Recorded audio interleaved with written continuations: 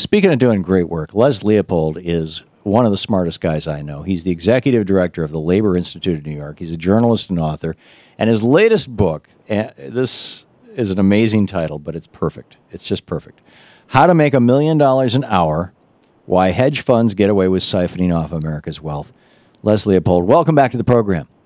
Thank you so much for having me. Thanks for joining us. How do you make $1 million an hour? You have to cheat. Basically, that's what it comes down to. Maybe some don't, but I think a majority do. But it's a form of cheating that the risk of prosecution is pretty much zero, isn't it? It's very hard to catch them. Some of what they do actually is legal, some is borderline, and a lot of it is way over the line. Okay, and the stuff that is legal is presumably legal because they helped make sure that the laws were written in a way that legalized it? I think that's well put. High-frequency trading, for example, where they jump in ahead of your trade and buy something that you want to buy and bump up the price a couple of seconds because they do it in a couple of dollars, so they do it in nanoseconds, right, and you don't even notice it. That's legal. So in other words, wait a second. If I own stock and I have it with one of these electronic or any brokerage firm, and I say, I'd like to buy 100 shares of Apple, or 1,000 shares of Apple, or 1,000,000 shares of Apple, depending on who I am. I mean, with me, it would be 10 shares of Apple. I don't even think it would be 10. Apple's pretty damn expensive. But in any case, I want to buy 100 shares of Apple. I place that order with them, and you're telling me that before they execute that order, they buy some Apple stock. The price goes up so that they sell it to me at a higher price, and then they sell it. How does it work? Here's what they do. They set up their computers right next to the stock exchange, so right, they get the price in nanoseconds before all the other brokerages in the world. Right, and it's not just me buying Apple stock. It's 100,000 people all at once. Who's ever out there. Yeah. They can, when they see an order coming, they jump it and buy it, and then resell it back to you for a few pennies more per share. And they do this again and again, like 1 million times an hour.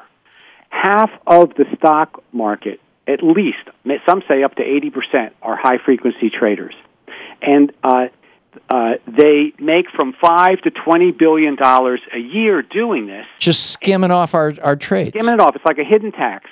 And there's no redeeming virtue to this whatsoever. They say it brings liquidity to markets. That's garbage. What they're doing is milking all the rest of the investors without producing any value. One guy said he hadn't had a losing day in 5 years, right through the crash. Not a losing day in 5 years. Nice work if you can get it. Yeah, really. And he said the longest he held a stock, the longest, was 2 seconds. Wow. And now the National Nurses United and a number of other groups are out there calling for what they call the Robin Hood tax. We had a tax, correct me if I'm wrong on my dates here, but I think it started during the Spanish-American War, like in 1898, and ended in 1964 or 66. It was kicked up in 1935 by Franklin Roosevelt in order to help pay for the Securities and Exchange Commission and Joe Kennedy's salary. But we basically had this like 0.1% tax on every stock traded, and that generated a fair amount of money. And in fact, when we did away with it in the 60s, the rationale for doing away with it was generating hundreds of millions of dollars, and it didn't cost that much to run the SEC. Do I have that right? Yes, you do. Okay. And what would happen if we brought this tax back? These guys are saying, you bring this tax back, you basically put these high-frequency traders out of business. Oh, you put the high-frequency traders out of business, and you generate enough revenue, I estimate, so that every kid in this country could go to a public college, 2-year, 4-year graduate school free, tuition free. We could eliminate the debt problem for young people going to college. No more student debt. And all we have to do is stop what is being done by what, maybe 30, 40 people on Wall Street, or is this a very much larger industry? It's probably larger than that. Let's say it's 10,000 people or whatever, but still it's a very small number who run these games. Right. Amazing. So 10,000 guys are making anywhere from hundreds of thousands to billions. I read last year that there were over a dozen people on Wall Street who made more than $2 billion last year doing this kind of thing. The top guy on the top hedge fund guy last year made as much in 1 hour as the average American family made in 21 years. Think about that. 1 hour. Doing something that doesn't produce one damn thing for this country. No value at all. And a matter of fact, some of the games, one game I can't help but not want to mention to this audience, produced negative value. Here was one that was very popular during the crash, which is they packaged the worst mortgages they could find, the ones that had the teaser rates that were about to fail, where people are going to go in default. They packaged them so they could bet against them. This is what Carl Levin, the blanky deal, exactly, with the S word. Exactly. Yeah. And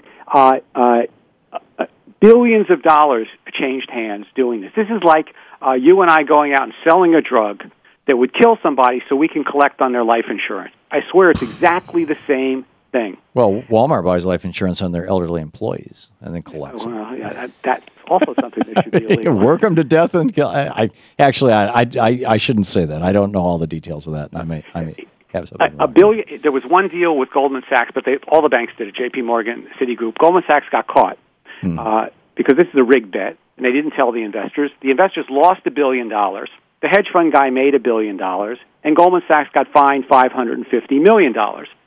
Guess how much the hedge fund was fined? How much? 0. So I rob a bank and I get $1 million in the bank, and I give the police $500,000, and they say, "Okay, everything's copacetic." Actually, myself, you and I, Les, together, there we go. We rob a bank, and each one of us walks off with $1 million. I go to the police, or the police come to me, they catch me, and I give them $500,000, and they say, "Okay, everything's copacetic, and by the way, we're going to forget about your friend Les, he can keep his $1 million." That's basically the theme of the book. I think you've got it right there. Amazing. Absolutely amazing. We're talking with Les Leopold, the executive director of the Labor Institute of New York, journalist and author. His latest book, How to Make $1 Million an Hour, Why Hedge Funds Get Away with Siphoning Off America's Wealth. How much damage have these people done to this country? And when did this really start? That's a good question. I think that they worked out the kinks on some of these rigged bets in the late 1990s, but it really kicked into action around 2003 and 2004, and it hit a crescendo 2005 and 2006 because they knew they had all these junk mortgages. They wanted to unload them. And they unloaded these toxic assets all over the globe. There's a reason why these banks in Europe are stuck with all this junk. Our folks unloaded it. So this was like the bubble during the Roaring '20s. I mean, that was just there was about a 5-year bubble there during the Roaring '20s. It was based on a real estate bubble. Well, it's amazing what we didn't learn. That we did learn and then we forgot. After 1929. We, of course, put our foot on the neck of Wall Street, and the wages of Wall Street, when it came down, so that if you worked on Wall Street and you worked in the rest of the economy, you get about the same thing depending on your level of experience and education. There was no... From then until the 80s. All the way till the 1980s. Then the two lines split apart. Unbelievable. Wall Street goes up because we took our foot off their neck. Once you stop regulating them heavily, they are predisposed to come up with these games. It's amazing.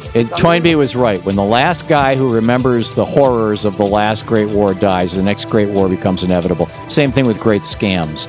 Les Leopold, the book, How to Make $1 Million an Hour, Why Hedge Funds Get Away with Siphoning Off America's Wealth. Hang on just a second. This is the Thom Hartmann Program. Les, is there a website for this or just any bookstore? I think any bookstore. Okay, great. Les Leopold, keep up the great work, my friend.